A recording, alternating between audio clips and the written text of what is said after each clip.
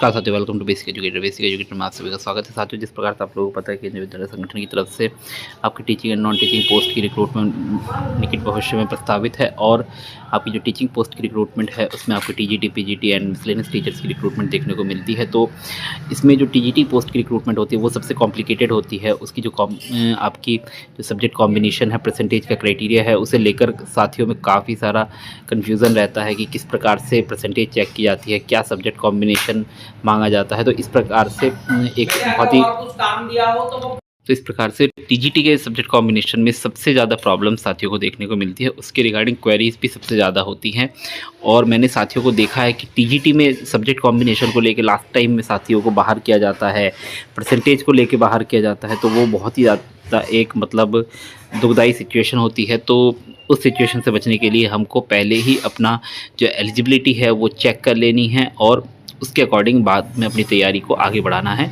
तो इस वीडियो में हम टीजीटी की जो सब्जेक्ट कॉम्बिनेशन है उसके बारे में चर्चा करेंगे, जो टीजीटी की एलिजिबिलिटी क्राइटेरिया है उसके बारे में चर्चा करेंगे, किन किन पोस्ट पर रिक्रूटमेंट आती है टीजीटी में उन पर चर्चा करेंगे, क्या आपका एग्ज़ाम पैटर्न रहता है, एज लिमिट क्या रहती है, इन सभी एस्पेक्ट्स पर हम इस वीडियो में चर्चा करेंगे। साथ ही इस प्रकार से आप देख पा रहे हैं ये लास्ट टाइम का आपका जो केवीएस का रिक्रूटमेंट आया था 2022 दिसंबर में, तो उसका नोटिफिकेशन है। तो सबसे पहले हम देखते हैं कि टीजीटी में किन पदों पर आपकी रिक्रूटमेंट आती है। तो साथियों, इस प्रकार से आप स्क्रीन पर देख पा रहे हैं कि टीजीटी पर आपकी इन पदों पर रिक्रूटमेंट आती है। इसमें आपका Hindi, English, Sanskrit, social studies, mathematics, science, PHE यानी कि physical and health education, art education and WE, इन पदों पर आपकी रिक्रूटमेंट होती है। अब हम जानेंगे कि इनमें क्या क्या आपका सब्जेक्ट कॉम्बिनेशन रहता है, एलिजिबिलिटी क्राइटेरिया क्या रहता है। तो साथियों, सबसे पहले हम पोस्ट पर बात कर लेते हैं। तो जनरली आपको 150 से 200 पोस्ट के बीच में आसपास इसमें रिक्रूटमेंट देखने को मिलती है। बाकी थोड़ा सा उस समय की वैकेंसी पोजीशन के ऊपर भी डिपेंड करता है कि कितनी वैकेंसीज आपकी खाली है। तो इस प्रकार से आपको 150 से 200 आपकी यूआर में है। बाकी अगर आप टोटल की बात करें तो देखिए काफ़ी भारी मात्रा में आपको यहाँ पे अगर टोटल वैकेंसी देखें तो काफ़ी भारी मात्रा में आपको यहाँ पे वैकेंसी देखने को मिलती है। हिंदी में 377 थी, इंग्लिश में 401 थी। आपको हमेशा जो लैंग्वेज वाली पोस्ट है उसमें तो हमेशा वैकेंसी मिलेंगी। बाकी संस्कृत में थोड़ी कम है, बाकी सोशल स्टडीज़, मैथमेटिक्स और science, PHE, art education, WE, काफ़ी भारी मात्रा में इन सब में वैकेंसीज़ हैं। तो आप अगर तैयारी करना चाहें तो अच्छी खासी जो संख्या है उसमें वैकेंसीज़ आती हैं, आप अपनी तैयारी कर सकते हैं। अब एलिजिबिलिटी क्राइटेरिया पर हम बात कर लेते हैं। तो टीजीटी की जो आपकी एलिजिबिलिटी रहती है, यहाँ पे देखिए आपकी पोस्ट दी हुई है टीजीटी की। और साथ ही मैं इसमें आपको बता दूं कि एक पोस्ट आपकी ऐड नहीं हुई है, वो है आपकी टीजीटी CS यानी कि कंप्यूटर साइंस। तो टीजीटी CS की पोस्ट की रिक्रूटमेंट इस बार आपको देखने को मिलेगी, उस पर हम चर्चा कर लेंगे इस वीडियो में। बाकी अभी जो नोटिफाइड वैकेंसीज़ हैं पहले उस पर बात कर लेते हैं। तो टीजीटी इंग्लिश के लिए देखिए सबसे पहले आप यहाँ पे देखिए कि ये जो रिक्रूटमेंट है वो पे लेवल 7 में की जाती है आपकी, यानी कि 4600 ग्रेड पे की जॉब होती है और आपकी जो अपर एज लिमिट होती है वो 35 ईयर्स है। 35 ईयर्स तक अगर आपकी उम्र है तो आप अप्लाई कर सकते हैं। फिर इसके बाद आपका जो क्वालिफ़िकेशन है, इसेंशियल क्वालिफ़िकेशन में यहाँ पे देखिए दो चीज़ें यहाँ पे दी हुई है। 4 years integrated course of regional education of NCR regional college of education of NCERT in concern subject with at least 50% marks in aggregate, यानी कि 4 ईयर्स इंटीग्रेटेड कोर्स किया हो आपने NCERT का और उसमें आपके 50% मार्क्स रहे हों। तो यहाँ पे NCERT से किया हो या आपने कहीं किसी दूसरी यूनिवर्सिटी से भी किया हो, BSc BEd BA BEd जो 4 ईयर्स इंटीग्रेटेड कोर्स होता है उसमें भी आपको एलिजिबल किया जाता है, कोई प्रॉब्लम नहीं होती। तो अगर आपने BSc BEd या BA BEd 4 years integrated course किया है तो आप उसमें भी एलिजिबल हैं, आपको कोई प्रॉब्लम नहीं है। सेकंड, आपका जो और में दिया हुआ है ये मेन है, क्योंकि इंटीग्रेटेड कोर्स वाले कैंडिडेट कम ही मिलते हैं, आपको सिंपल ग्रेजुएशन प्लस बीएड वाले कैंडिडेट ज़्यादा मिलते हैं। तो इसमें आप देखिए कि bachelor degree with 50% marks in concern subject oblique combination of subject and in aggregate. तो आपको कंसर्न सब्जेक्ट में 50% होना चाहिए, कंसर्न सब्जेक्ट या कॉम्बिनेशन ऑफ सब्जेक्ट में आपका 50% होना चाहिए, एंड इन एग्रीगेट, और आपके एग्रीगेट भी 50% से ज़्यादा होने चाहिए, यानी कि आपको कंसर्न सब्जेक्ट में भी 50% होना चाहिए और आपका कॉम्बिनेशन ऑफ मतलब एग्रीगेट जो पूरी डिग्री है उसका भी आपको 50% होना चाहिए। Elective subjects and language in the combination of subject as under, और जो इलेक्टिव सब्जेक्ट्स हैं और लैंग्वेज जो हैं वो आपका बताया गया है सब्जेक्ट कॉम्बिनेशन आगे। तो यहाँ पे देखिए सब्जेक्ट कॉम्बिनेशन में क्या बोला गया है, टीजीटी इंग्लिश जो लैंग्वेज वाले वो हैं उसमें बहुत आसान है। तो टीजीटी इंग्लिश में आपका क्या है कि आपका इंग्लिश एक सब्जेक्ट रहा हो ग्रेजुएशन के तीनों सालों में। अब इंग्लिश में मैं आपको बता दूं वो जनरल इंग्लिश नहीं होना चाहिए, इंग्लिश लिटरेचर आपका सब्जेक्ट होना चाहिए आपको। तो इंग्लिश ऑनर्स किया हो या आपने प्लेन बीए किया हो इंग्लिश में, जिसमें आपका सब्जेक्ट रहा हो इंग्लिश, तो वो किया हो तो आप एलिजिबल हैं। ऐसी इस प्रकार से आपने हिंदी ऑनर्स किया हो या आपका बीए रहा हो, बीए प्रोग्राम रहा हो, उसमें आपका हिंदी एक सब्जेक्ट रहा हो तीनों सालों में, तो भी आप एलिजिबल हैं। इसके अलावा टीजीटी एसएसटी, देखिए यहाँ पे जो कॉम्प्लिकेशन वाला काम शुरू होता है वो यहाँ से शुरू होता है, टीजीटी एसएसटी। देखिए टीजीटी एसएसटी में क्या बोला गया है, इसमें थोड़ा गौर से देखेंगे क्योंकि यहाँ पे बहुत सारे लोग कंफ्यूज होते हैं। Any two of the following, इसमें कोई भी दो होने चाहिए आपके, हिस्ट्री, ज्योग्राफी, इकोनॉमिक्स और पॉल साइंस, यानी कि हिस्ट्री, ज्योग्राफी, इकोनॉमिक्स और पॉल साइंस में से कोई भी दो सब्जेक्ट हों तो आप एलिजिबल हैं। Of which one must be either history और ज्योग्राफी, और उसमें क्या बोला गया है उनमें से एक आपका हिस्ट्री या ज्योग्राफी होना ज़रूरी है, यानी कि आपका कॉम्बिनेशन कुछ इस प्रकार से होना चाहिए, हिस्ट्री के साथ आपका ज्योग्राफी, इकोनॉमिक्स, पॉल साइंस कोई भी एक सब्जेक्ट होने से चल जाएगा, या ज्योग्राफी के साथ आपका हिस्ट्री, इकोनॉमिक्स, पॉल साइंस होने से चल जाएगा। बट अगर आपके पास इकोनॉमिक्स एंड पॉल साइंस है तो आप एलिजिबल नहीं हैं। तो यानी कि चार सब्जेक्ट हैं तो चार कॉम्बिनेशन बनेंगे आपके, तो इकोनॉमिक्स प्लस पॉल साइंस वाला कॉम्बिनेशन एलिजिबल नहीं है, यानी कि एक सब्जेक्ट आपका हिस्ट्री या ज्योग्राफी होना कंपलसरी होता है, तभी आप एलिजिबल होते हैं टीजीटी एसएसटी के लिए। अब टीजीटी साइंस के लिए क्या है आपकी एलिजिबिलिटी, तो टीजीटी साइंस के लिए आपके पास जो ग्रेजुएशन है उसमें आपका बॉटनी, जूलॉजी, केमिस्ट्री सब्जेक्ट होना चाहिए। टीजीटी संस्कृत में संस्कृत ग्रेजुएशन के तीनों सालों में होना चाहिए, और टीजीटी मैथ के लिए आपका एलिजिबिलिटी में है कि बैचलर डिग्री होनी चाहिए मैथमेटिक्स में, और इनमें से कोई भी दो सब्जेक्ट आपके पास होने चाहिए, physics, chemistry, electronics, computer science और स्टैटिस्टिक्स। तो इसके साथ साथ आपके पास बीएड होना चाहिए, सीटेट पेपर 2 आपने पास किया हुआ होना चाहिए, और प्रोफिशिएंसी होनी चाहिए हिंदी और इंग्लिश में पढ़ाने की। अब आपका 50% एलिजिबिलिटी वाला जो क्राइटेरिया है इसमें सबसे ज़्यादा कन्फ्यूज़न रहता है कि देखिए अगर आप इसको ध्यान से देखेंगे तो इसमें बोला है 50% आपके कंसर्न सब्जेक्ट में होने चाहिए एंड एग्रीगेट भी होना चाहिए। तो अब जैसे इंग्लिश का आपका चेक करना है तो उनको क्या करेंगे, सिर्फ इंग्लिश में तो आपने ग्रेजुएशन किया नहीं होगा, आपके इंग्लिश के साथ साथ और भी कोई सब्जेक्ट रहे होंगे, तो आपको टीजीटी इंग्लिश बनना है, आपका डॉक्यूमेंट वेरिफिकेशन होगा। तो उसमें क्या होगा, सबसे पहले तो आपका बीए का वो डिग्री चेक करेंगे कि हाँ टोटल आपके 50% बन रहे हैं या नहीं बन रहे हैं, बहुत बढ़िया बात है। फिर उसके बाद आपके इंग्लिश के तीनों सालों के नंबर ऐड किए जाएंगे कि हाँ इंग्लिश में तीनों सालों के number, first year, second year, third year के तीनों सालों के नंबर जोड़ेंगे और दिखेंगे कि हाँ भाई आपके इंग्लिश में 50% नंबर बन रहे हैं या नहीं बन रहे हैं। सपोज आपके एग्रीगेट तो 50% है बट आपके इंग्लिश में 50% नहीं बन रहा है, 49.9 बन रहा है, तो आप एलिजिबल करार नहीं दिए जाएंगे। आपके एग्रीगेट भी 50% होने चाहिए और कंसर्न सब्जेक्ट में भी 50% होना चाहिए।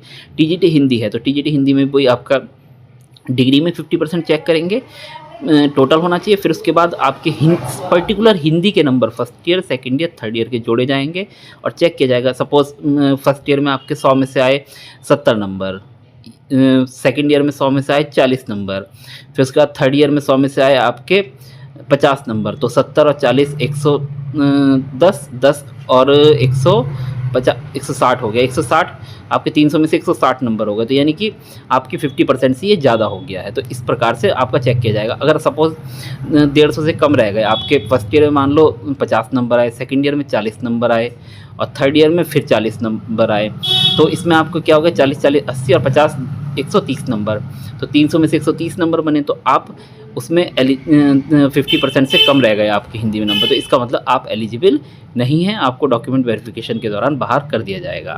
टीजीटी एसएसटी का भी सेम केस है। तो इसमें क्या है, आपका फाइनल ईयर में आपके पास 2 सब्जेक्ट होने चाहिए, हिस्ट्री हो या आपका ज्योग्राफी हो, इसके साथ साथ आपके इकोनॉमिक्स या पॉल साइंस कोई सब्जेक्ट हो सकते हैं, यानी कि हिस्ट्री प्लस ज्योग्राफी, इकोनॉमिक्स और पॉल साइंस, या ज्योग्राफी प्लस हिस्ट्री, इकोनॉमिक्स और पॉल साइंस, इस तरीके से आपका सब्जेक्ट कॉम्बिनेशन बनेगा।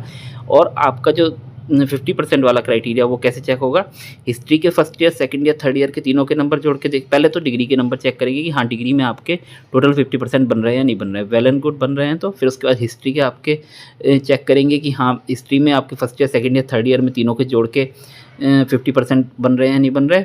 मान लो दूसरा सब्जेक्ट आपके पास इकोनॉमिक्स है, इकोनॉमिक्स को जोड़ के चेक करेंगे कि हाँ आपके first year, second year, third year में जोड़ के 50% बन रहे हैं या नहीं बन रहे हैं, तो अगर बन रहे हैं तो आप एलिजिबल हैं। अब आप बोल सकते हैं कि सर ये तो तीनों साल में होना चाहिए, तो उस केस में आपका क्या होगा कि जहाँ पे ऑनर्स कोर्स है, तो मैं आपको बता दूँ जैसे TGT SST है तो इसमें आपका हिस्ट्री ऑनर्स वाले एंड ज्योग्राफी ऑनर्स वाले एलिजिबल हैं, पॉल साइंस ऑनर्स और इकोनॉमिक्स ऑनर्स एलिजिबल नहीं किया जाते हैं। तो आपके पास हिस्ट्री ऑनर्स है, ज्योग्राफी ऑनर्स है तो आप एलिजिबल हैं, बशर्ते आप अगर हिस्ट्री ऑनर्स है तो आपने ज्योग्राफी, इकोनॉमिक्स या पॉल साइंस में से कोई एक सब्जेक्ट अपने फर्स्ट ईयर और सेकेंड ईयर में पढ़ा हो, और आपके पास ज्योग्राफी ऑनर्स है तो आपने हिस्ट्री, इकोनॉमिक्स या पॉल साइंस कोई एक सब्जेक्ट अपनी जो डिग्री है उसके पहले 2 साल में पढ़ा हो, तो आप एलिजिबल करार दिए जाएंगे। और इसमें फिर वही प्रोसेस रहेगा कि आपके हिस्ट्री के तीनों साल के नंबर जोड़ के देखे जाएंगे 50% हैं या नहीं। और उसके अलावा सपोज़ इकोनॉमिक्स आपके पास, देखिए ऑनर्स में एक आपका मेन सब्जेक्ट होता है, बाकी आप इनके जो होते हैं वो सप्लीमेंट्री सब्जेक्ट होते हैं जो दूसरे जो साइड में आप लोग पढ़ते हैं। तो अगर सपोज़ आपका इकोनॉमिक्स वो सब्जेक्ट है तो आप उसको पहले 2 साल में पढ़े होंगे, तो पहले 2 साल पढ़े होंगे तो पहले 2 साल के नंबर ऐड करेंगे कि हाँ वो 50% बन रहे हैं या नहीं बन रहे हैं। फिर उसके बाद आपका TGT साइंस की एलिजिबिलिटी है, तो TGT साइंस में जूलॉजी, बॉटनी, केमिस्ट्री आपके पास सब्जेक्ट कॉम्बिनेशन है। अगर आपकी ग्रेजुएशन की जो यूनिवर्सिटी है आपको तीनों सब्जेक्ट अलाउ करती है फाइनल ईयर में, तो आपके पास तीनों फाइनल ईयर में सब्जेक्ट होने चाहिए। अगर आपकी यूनिवर्सिटी लास्ट ईयर में 2 सब्जेक्ट अलाउ करती है तो इनमें से कोई भी 2 सब्जेक्ट आपके पास होने चाहिए जूलॉजी, बॉटनी, केमिस्ट्री में से। फिर कंसर्न सब्जेक्ट आपका जूलॉजी और बॉटनी और केमिस्ट्री है। सपोज़ आपकी यूनिवर्सिटी लास्ट ईयर तक तीनों सब्जेक्ट अलाउ करती है तो उसमें आपकी डिग्री चेक की जाएगी, डिग्री में आपके बन रहे हैं या नहीं बन रहे 50%, और फिर उसके बाद ये चेक किया जाएगा कि हाँ बॉटनी में 50% बन रहे हैं यानी अलग first year, second year, third year के जोड़ के, जूलॉजी में 50% बन रहे हैं यानी बन रहे first year, second year, third year जोड़ के, और केमिस्ट्री में 50% बन रहे हैं यानी first year, second year, third year के अलग अलग जोड़ के केमिस्ट्री के नंबर। सपोज़ आपकी यूनिवर्सिटी लास्ट ईयर में 2 ही सब्जेक्ट अलाउ करती है, आपने जूलॉजी और केमिस्ट्री रखा, बॉटनी छोड़ दिया, तो उस केस में क्या होगा, जूलॉजी के first year, second year, third year के नंबर जोड़ के ऐड करके चेक किया जाएगा 50% है यानी। केमिस्ट्री के first year, second year, third year के नंबर ऐड किए जाएंगे कि हाँ भाई 50% बन रहे हैं। और बॉटनी आपने छोड़ दिया तो botany first year, second year में पढ़ा होगा, तो फर्स्ट ईयर, सेकंड ईयर में आपके पास जो बॉटनी रहा है वो फर्स्ट ईयर, सेकंड ईयर के नंबर जोड़े जाएंगे, देखे जाएगा कि बॉटनी में आपके 50% फर्स्ट ईयर, सेकंड ईयर में बन रहे हैं या नहीं बन रहे। इंडिविजुअल नहीं चेक किया जाता है, आप ये समझ के चलिए कि सपोज जूलॉजी का चेक करें तो ऐसा नहीं कि फर्स्ट ईयर के अलग चेक करेंगे 50% है यानी, सेकंड ईयर के अलग चेक करेंगे 50% है यानी, थर्ड ईयर के अलग चेक करेंगे 50% है यानी, नहीं। First year, second year, third year को जोड़ा जाएगा आपस में, फिर उसके बाद चेक किया जाएगा कि हाँ जूलॉजी में आपके 50% बन रहे हैं या नहीं बन रहे first year, second year, third year के जोड़कर। फिर उसका TGT संस्कृत के साथ भी ऐसे ही सेम केस है, आपकी डिग्री में चेक किया जाएगा कि 50% है या नहीं, फिर संस्कृत के अलग से नंबर जोड़े जाएंगे first year, second year, third year के, और चेक किया जाएगा कि संस्कृत में आपके 50% बन रहे हैं या नहीं बन रहे हैं। TGT मैथ में भी ऐसा ही आपके साथ, अगर मैथ्स ऑनर्स किया है आपने तो आपके पास फिजिक्स, केमिस्ट्री, ये कंप्यूटर साइंस, इलेक्ट्रॉनिक्स, स्टैटिस्टिक्स, इनमें से कोई 2 सब्जेक्ट आपने फर्स्ट या सेकंड ईयर में पढ़े हों तभी आप एलिजिबल हैं। अगर आपने नहीं पढ़े हैं तो आप एलिजिबल नहीं हैं। और आपने अगर सिंपल BSc प्रोग्राम किया है तो उस केस में आपका क्या होगा कि आपके पास फाइनल ईयर में सपोज़ फिजिक्स, केमिस्ट्री, मैथ तीनों सब्जेक्ट रहने चाहिए। अगर तीनों सब्जेक्ट अलाउ करती है यूनिवर्सिटी तो, अगर 3 सब्जेक्ट अलाउ नहीं करती है यूनिवर्सिटी तो लास्ट ईयर में 2 सब्जेक्ट होने चाहिए, मैथ के साथ कोई भी फिजिक्स, केमिस्ट्री जो भी है, और फिर वही प्रोसीजर वही अपनाया जाएगा। मैथ के 3 साल के नंबर जोड़ के चेक किए जाएंगे, आपके फिजिक्स के 3 साल के नंबर जोड़ के ऐड किए जाएंगे। फिर सपोज़ लास्ट ईयर में आपने केमिस्ट्री छोड़ दिया तो केमिस्ट्री के 2 साल के नंबर जोड़ के ऐड किए जाएंगे, मतलब जोड़ के चेक किए जाएंगे 50% हो रहे हैं या नहीं हो रहे। होपफुली आपको ये जो परसेंटेज क्राइटेरिया है जो है वो समझ में आ गया होगा। इंडिविजुअल सब्जेक्ट के 3 साल के नंबर अलग अलग जोड़ के चेक किए जाते हैं कि वो 50% बन रहे हैं या नहीं बन रहे, और आपके डिग्री में टोटल चेक किया जाता है 50% है या नहीं। बाकी आपका सब्जेक्ट कॉम्बिनेशन का आपको कंफर्म हो गया होगा। थोड़ा इसमें ही कन्फ्यूज़न रहता है। मैथ ऑनर्स में आपके पास मैथमेटिक्स पढ़ा हो, उसके साथ साथ आपने फिजिक्स और केमिस्ट्री या इलेक्ट्रॉनिक्स, कंप्यूटर साइंस, स्टैटिस्टिक्स, इनमें से कोई भी 2 सब्जेक्ट आपने पढ़े हों। आपने अगर जूलॉजी, बॉटनी, केमिस्ट्री आपके टीजीटी साइंस के लिए अप्लाई करना है तो इनमें से आपने अगर कोई भी जूलॉजी, बॉटनी, केमिस्ट्री किसी में भी आपने ऑनर्स किया है तो बाकी 2 सब्जेक्ट आपने फर्स्ट या सेकेंड ईयर में पढ़े हुए होने चाहिए। ऐसे ही आपके टीजीटी एसएसटी के मामले में है, अगर आपने हिस्ट्री या ज्योग्राफी में ऑनर्स किया है तो बाकी जो 2 सब्जेक्ट हैं, बाकी एक सब्जेक्ट आपने अपने फर्स्ट ईयर और सेकेंड ईयर में पढ़ा हुआ होना चाहिए। तो इस प्रकार से आपकी ये टीजीटी की सब्जेक्ट वाइज एलिजिबिलिटी है। आई गेस आपको पूरा क्लियर हो गया होगा। अगर आपको अभी भी कोई क्वेरी है तो आप वीडियो में कमेंट कर सकते हैं। आपकी जो समस्या है, आपकी जो क्वेरी है, उसको सॉल्व करने का कोशिश की जाएगी। और इसके साथ साथ आपके पास बीएड होना चाहिए, सीटेट का पेपर 2 होना चाहिए। टीजीटी पीएचई है, टीजीटी पीएचई में आपका देखिए पीएचई एईडब्ल्यूई मिसलेनियस कैटेगरी में आते हैं टीचर्स, तो इनको भी पे लेवल 7 में रखा गया। 35 ईयर्स आपकी डेट है, मतलब एज है। और टीजीटी पीएचई के लिए आपके पास बीपीएड की डिग्री होनी चाहिए, bachelor of physical education. TGT AE के लिए आपके पास देखिए जो आर्ट एजुकेशन है, इसमें सबसे ज़्यादा लड़ाई होती है, मतलब इंटरव्यू में जाके लोगों को निकाला जाता है। तो इसमें आप देख लीजिए थोड़ा सा कि 5 years recognise diploma in drawing and painting, sculpture and graphic art, इसमें आपने किया हो इक्वल। फिर उसके बाद आपने जो है वर्किंग नॉलेज ऑफ हिंदी और इंग्लिश है, तो इसमें आपका देखिए 5 years recognise diploma in drawing and painting, sculpture, graphic art और इक्विवेलेंट रिकॉग्नाइज डिग्री। तो साथियों इसमें जो इक्विवेलेंट रिकॉग्नाइज डिग्री है वो आपकी बीएफए होती है, बैचलर ऑफ फाइन आर्ट्स। तो बीए जिन्होंने ड्राइंग किया है तो उनको अक्सर पिछली बार तो इंटरव्यू से निकाल दिया गया था, उनको एलिजिबल पिछली बार तो उन लोगों को इंटरव्यू से निकाल दिया गया था बीए ड्राइंग वालों को। तो इस बार पता नहीं क्या करेंगे, बाकी बीए ड्राइंग वालों को एलिजिबल नहीं किया जाता है। आपके पास बीएफए यानी कि बैचलर ऑफ फाइन आर्ट्स या एक बीवीए नई डिग्री चली है, बैचलर ऑफ विजुअल आर्ट्स, वो भी उसके इक्विवेलेंट होती है बीएफए के। तो बीएफए या बीवीए आपने किया हो तो आप एलिजिबल हैं। बाकी आपको बीए ड्राइंग वालों को लास्ट ईयर एलिजिबल नहीं किया गया था, तो देखते हैं इस बार करते हैं नहीं करते हैं। बाकी उनकी जो एलिजिबिलिटी है उनके साथ प्रॉब्लम है। टीजीटी डब्ल्यूई आपका ये पोस्ट होती है जिसके लिए काफ़ी सारे साथी हमारे उत्सुक रहते हैं।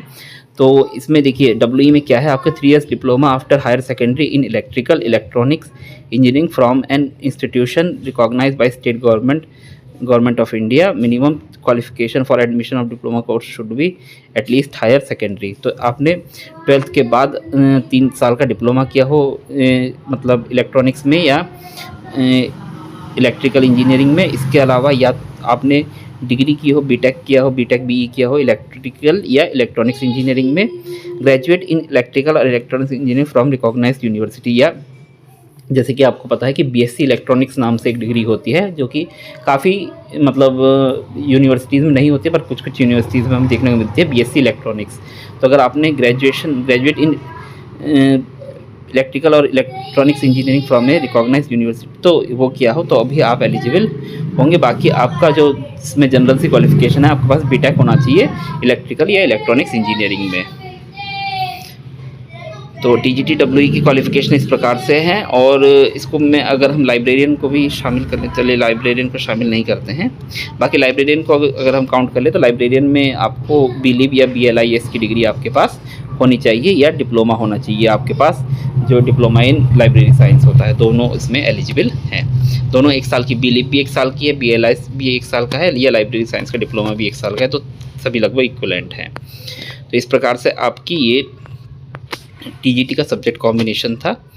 और बाकी चीज़ें हम डिस्कस कर चुके हैं पुराने वीडियो में, अगर आपने नहीं देखा है तो वो आप देख लीजिएगा उस वीडियो को। और अब हम थोड़ा सा एग्ज़ाम पैटर्न के बारे में डिस्कस कर लेते हैं कि टीजीटी का एग्ज़ाम पैटर्न आपका कैसा रहने वाला है। बाकी इसमें देखिए एज रिलैक्सेशन रहता है, SC ST को 5 ईयर्स, OBC को 3 ईयर्स और वुमेन को 5 ईयर्स, वो 10 ईयर्स। अब हम टीजीटी की सब्जेक्ट एग्ज़ाम पैटर्न के बारे में थोड़ी डिस्कस कर लेते हैं।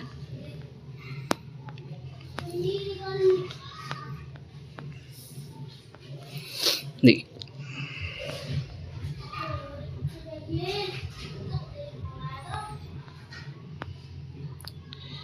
हाँ देखिए, ट्रेंड ग्रेजुएट टीचर्स का आपका सब्जेक्ट वो है, तो इसमें आपका क्या है, 180 नंबर का पेपर होना है और नो नेगेटिव मार्किंग, इसमें नेगेटिव मार्किंग नहीं होती है। तो 180 क्वेश्चन होंगे, 180 नंबर का आपका पेपर होगा और आपका सेक्शन वाइज कोई टाइम लिमिट नहीं होती है। तो इसमें पैटर्न कैसा रहता है आपका, तो आपका 80 नंबर का जनरल पोर्शन होता है और 100 नंबर का आपका सब्जेक्ट पूछा जाता है। तो जनरल पोर्शन में आपके 10 नंबर की हिंदी, 10 नंबर की इंग्लिश, फिर उसमें 20 नंबर में आपका बाकी आगे क्या होगा, 10 नंबर का आपका करंट अफेयर्स, 5 नंबर की रीजनिंग एबिलिटी, 5 नंबर का आपका कंप्यूटर लिटरेसी। तो इस प्रकार से आपका 40 नंबर का ये हो गया और 40 नंबर का आपका यहाँ पे पेडागोजी वाला पोर्शन रखा गया है।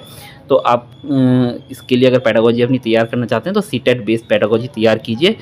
बिल्कुल वही सीटेट बेस्ड पेडागोजी ही इसमें होते, थोड़ा बहुत वेरिएशन आपको देखने मिलेगा, अदरवाइज आपकी सीटेट बेस्ड पेडागोजी होती है। लास्ट ईयर के आपके क्वेश्चन पेपर टीजीटी और पीजीटी दोनों के आप थोड़ा क्वेश्चन से गो थ्रू हो जाइएगा पेडागोजी क्वेश्चंस के, तो आपको आइडिया लग जाएगा किस प्रकार के क्वेश्चन आएंगे। बाकी आपको सीटेट वाली पेडागोजी ही तैयार करनी है, कुछ अलग से इसमें नहीं है। और बाकी आपका एप्टीट्यूड अगर टीचर वाला है तो इसमें कुछ आपको पढ़ने की ज़रूरत नहीं है, मतलब बहुत ज़्यादा तनाव लेने की ज़रूरत नहीं है, आप इसको इजीली सॉल्व कर सकते हैं। बट आपका एप्टीट्यूड ऐसा होना चाहिए, नहीं तो आप सीटेट की क्वेश्चंस की बारंबार अभ्यास कीजिए।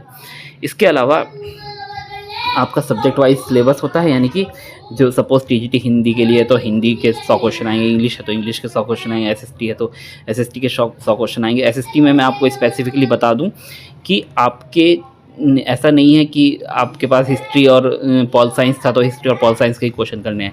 क्वेश्चन आपके चारों सेक्शन के आते हैं, इसमें हिस्ट्री के भी आएंगे, ज्योग्राफी के भी आएंगे, पॉल साइंस के भी आएंगे और इकोनॉमिक्स के भी आएंगे। इसी प्रकार से अगर आप साइंस के क्वेश्चन हैं तो आप बायो वाले हैं तो सोच सकते हैं फिजिक्स कहाँ से आएगी, इसमें फिजिक्स के भी क्वेश्चन आएंगे, केमिस्ट्री के भी क्वेश्चन आएंगे और बायो के भी क्वेश्चन आएंगे। तो इस चीज़ से आप थोड़ा मतलब अवगत रहिएगा। बाकी मैथ्स वाले हैं तो सिर्फ मैथ का पोर्शन इसमें आता है और कुछ नहीं आता है। और इसके अलावा इस प्रकार से आपका 180 नंबर का पेपर है और 180 नंबर में से आप जितने नंबर लाएंगे उसकी एक प्रॉपर कट ऑफ बनेगी। उस कट ऑफ के अगर आप क्वालिफाई करते हैं तो आपको इंटरव्यू में बैठने दिया जाएगा और इंटरव्यू आपका टोटल 60 नंबर का होगा और आपका जो फाइनल मेरिट बनेगी वो 70:30 के रेशियो में बनती है और उसी के आधार पर आपका सिलेक्शन होता है। अब 70:30 का जो रेशियो होता है वो कैसे वर्क करता है वो मैं थोड़ा सा आपको बता देता हूँ। तो देखिए, आपका सपोज़ 180 नंबर का आपका पेपर था तो 180 में से आए आपके 126 नंबर। तो 126 नंबर यानी कि आपने कितना स्कोर किया, 70%। तो जो आपका सीबीटी का जो वेटेज है वो या रिटर्न का जो वेटेज है वो 70% है। तो 70 का 70% निकालेंगे तो आपका बनेगा 49। तो यानी कि जो रिटर्न का वेटेज बन गया वो आपका बन गया 49। फिर उसके बाद इंटरव्यू देंगे आप 60 नंबर का। 60 नंबर के इंटरव्यू में आपका 30 नंबर डेमो टीचिंग के होते हैं, 30 नंबर इंटरव्यू के होते हैं। तो बाकी आप इतना स्पेसिफिक उसको कर नहीं पाते हैं, कब डेमो टीचिंग हुई कब इंटरव्यू हुआ, तो साथ में ही चलती है दोनों चीज़ें। तो आपका टोटल 60 नंबर का इंटरव्यू होना है और 60 नंबर का इंटरव्यू होने के बाद आपके 60 में से सपोज़ आपने 50 नंबर स्कोर किए, तो 50 नंबर स्कोर किए तो आपका देखिए यहाँ पर जो वेटेज है इंटरव्यू का वो कितना है, 30 नंबर है। तो 30 नंबर है तो यहाँ पे आप पाएंगे कि आपका जो इंटरव्यू का वेटेज 30 नंबर है, तो 60 में से 50 नंबर आपने स्कोर किया तो 60 का आधा 30 होता है, तो उसको हाफ कर देंगे तो आपके 50 का हाफ हो जाएगा 25। तो 49 आपके सीबीटी का वेटेज और इंटरव्यू का वेटेज आपका 25। तो इस प्रकार से आपका जो मेरिट बनेगी वो बनेगी 74। तो यानी कि 74 आपका टोटल गुणांक बन जाता है। 74 आपकी जो सब्जेक्ट की कट ऑफ है वो 74 से अगर नीचे जाती है तो आपका सिलेक्शन हो जाएगा, 74 से ऊपर जाएगी तो आपका सिलेक्शन नहीं हो पाएगा। इस प्रकार से आपका ये जो सब्जेक्ट मतलब आपका जो मेरिट है, मेरिट बनाने का ये प्रोसीजर होता है। अगर इसमें आपको कोई कन्फ्यूजन है तो आप कमेंट कर लीजिएगा, आई होप मैंने आपको समझा दिया होगा। इसके अलावा आपका जो सिलेबस है, सिलेबस पर हम देखिए डिटेल में चर्चा करेंगे तो थोड़ा लंबा हो जाएगा। बाकी एग्ज़ाम पैटर्न आपका यही है और सिलेबस मैं आपको दिखा देता हूँ। इस प्रकार से आप स्क्रीन पर देख पा रहे हैं, ये आपका टीजीटी का सिलेबस है और ये यहाँ पे मैथमेटिक्स का सिलेबस है, आप स्क्रीन पे देख पा रहे हैं। इसके आगे बहुत लंबा चौड़ा सिलेबस है, फिर साइंस का सिलेबस है, फिर उसके बाद आपका सोशल साइंस का सिलेबस है। काफ़ी लंबा सिलेबस है सोशल साइंस का भी। फिर टीजीटी इंग्लिश का सिलेबस है इस प्रकार से, फिर टीजीटी हिंदी का सिलेबस है और टीजीटी संस्कृत का सिलेबस है।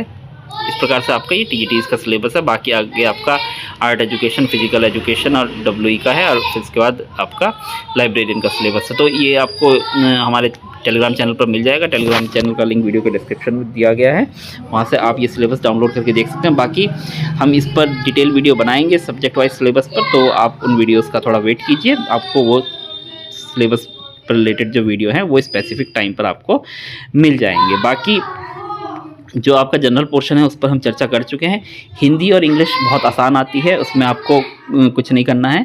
5 नंबर का आपका पैसेज आता है हिंदी में भी, और 5 नंबर का पैसेज आता है इंग्लिश में भी, तो वो 5 नंबर आपके बन जाते हैं। बाकी जो 5 नंबर होते हैं वो सिंपल ग्रामर बेस्ड क्वेश्चन होते हैं। जैसे आपका इंग्लिश है तो एक्टिव पैसिव पे हो सकता है, डायरेक्ट इनडायरेक्ट पे हो सकता है, एक आध क्वेश्चन सिनोनिम एंटोनियम हो सकता है, या इडियम फ्रेज हो सकता है। तो ये ही चीज़ें होती हैं हिंदी और इंग्लिश में। हिंदी में क्या हो सकता है, समास विग्रह हो सकता है, रस, छंद, अलंकार, इनमें से बेस्ड कुछ हो सकता है।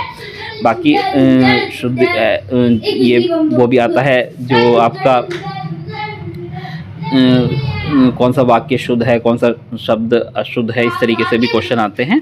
तो वो सब चीज़ें आपकी बहुत ही जनरल चीज़ें होती हैं, आप इजीली उसको स्कोर कर सकते हैं। तो आई होप आपकी जो टीजीटी से रिलेटेड जो भी क्वेरीज़ थी केंद्रीय विद्यालय संगठन की, वो आपकी समाधान हो गया होगा। अगर आपकी फिर भी कोई क्वेरी रह गई है तो आप हमें वीडियो में कमेंट कर सकते हैं, या आप टेलीग्राम के माध्यम से अपनी क्वेरी लिख सकते हैं। आपकी समस्या का समाधान करने का प्रयास किया जाएगा। बाकी इस प्रकार की वीडियोज़ के लिए आप बेसिक एजुकेटर पर जुड़े रहिए।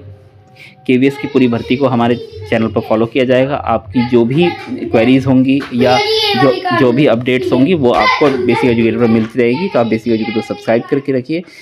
अगर आपको ये काम हमारा अच्छा लगता है तो आप वीडियो को लाइक भी कीजिएगा, अपने साथियों के साथ शेयर भी कीजिएगा, और हमारे टेलीग्राम चैनल से ज़रूर जुड़े रहिए। टेलीग्राम चैनल पर जो अपडेट्स हैं वो जल्दी आपको मिल जाएंगी। Thank you, thanks for being with basic educator.